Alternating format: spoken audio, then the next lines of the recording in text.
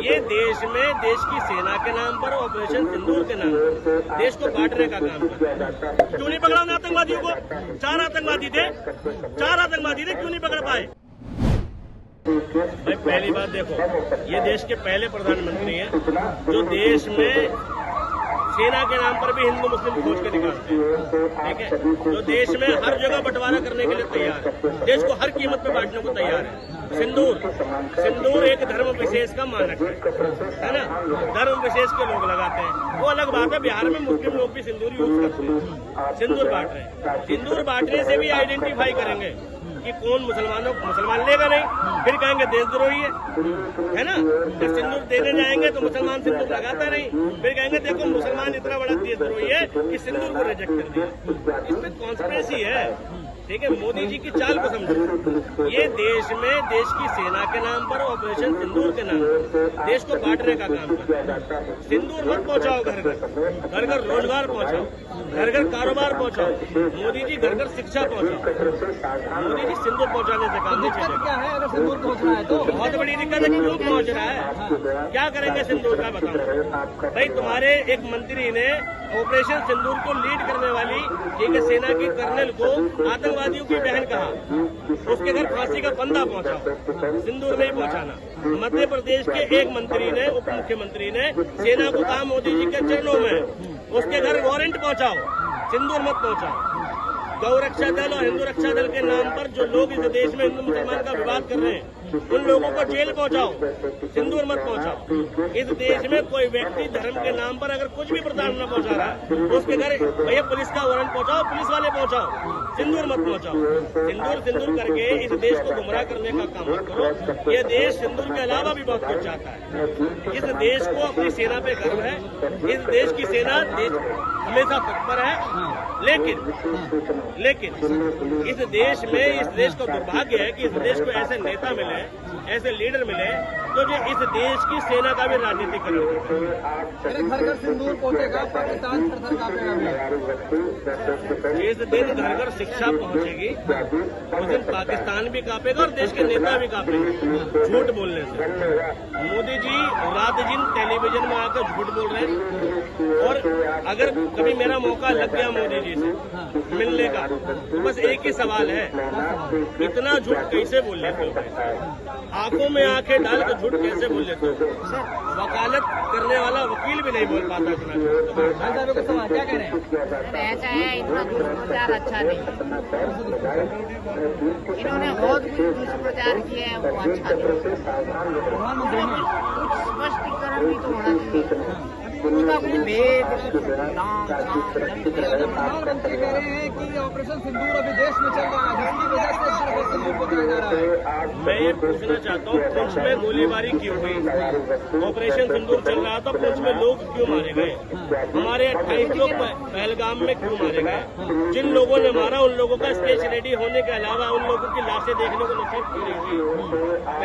पहलगाम में जो आतंकवादी आए थे पाकिस्तान से 300 किलोमीटर अंदर और फिर 300 किलोमीटर वापस चले गए, उनका सिर्फ स्केच आया मीडिया में, सोशल मीडिया में कि ये लोग थे जी, इन लोगों ने हमला करा था जी, इन लोगों ने धर्म पूछा था, जाति नहीं पूछी थी जी। उन लोगों की लाशें देखने को नसीब क्यों नहीं हुई?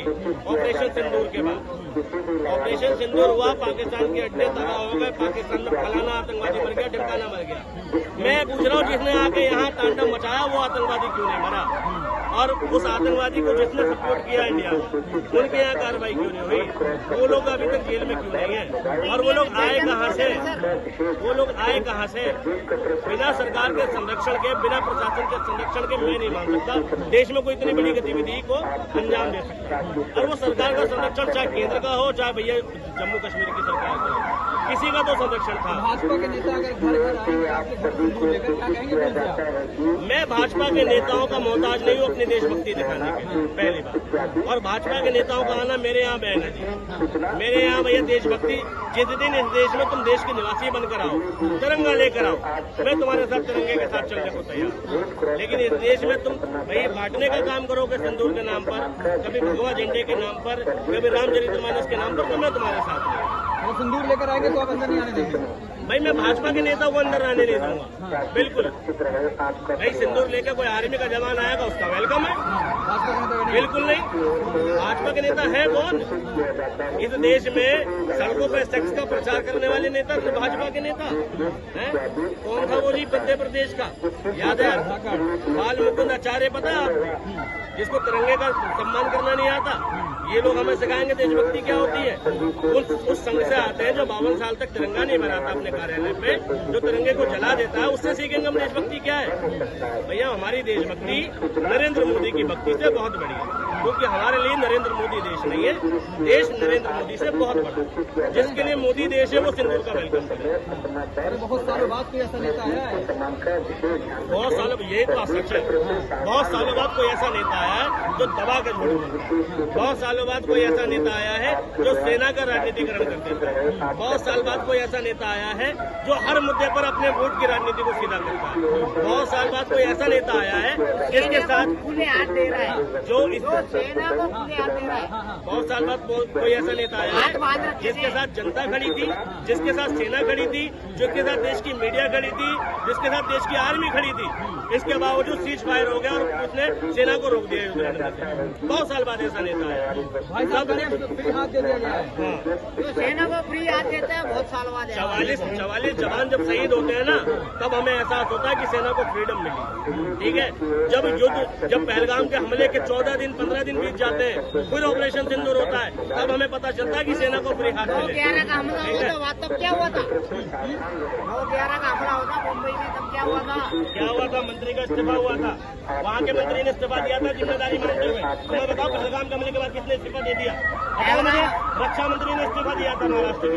तुम बताओ यहाँ के किस मंत्री ने इस्तीफा दे दिया? किसने अपनी गलती मान ली? अरे एक रक्षा मंत्री के इस्तीफे से कुछ नहीं होता। तो नहीं होता तो एक बात जानने बताओ। गई थी, नहीं, ये बताओ उसने जिम्मेदारी लोगों की जानने गई थी।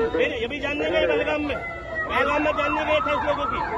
अरे महाराष्ट्र में हमला हुआ तो वहाँ के मंत्री ने जिम्मेदारी समझी कि मेरा फेलियर है, मेरी पुलिस की गलती है, मेरी गलती है, मुझे इस्तीफा देना चाहिए।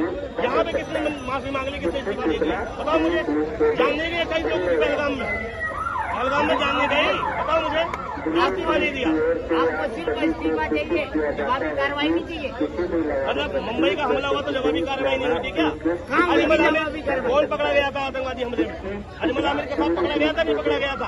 कितने आतंकवादी मारे गए थे? कितने आतंकवादी मारे गए थे उस हमले में? कितने आतंकवादी मारे गए थे? तुम समझाओ भाई, तुम बहस क्यों कर रहे हो जो समझाना नहीं है? तो बहसने वाली बात ही नहीं है, तुम्हें पता ही नहीं है। पता तो हमें सब कुछ है। मतलब जहालत की हद जहालत होती की है। कोई एक हद बात नहीं कह रहे हैं, 11 आतंकवादी मारे गए थे जब मुंबई ब्लास्ट हुआ था। ठीक है, 11 आतंकवादी मारे गए थे, 11 में 10 मारे गए थे, एक पकड़ा गया था उसमें से। ठीक है, अजमल आमिर के साथ एक जिंदा पकड़ा गया। इतनी बड़ी कार्रवाई हुई।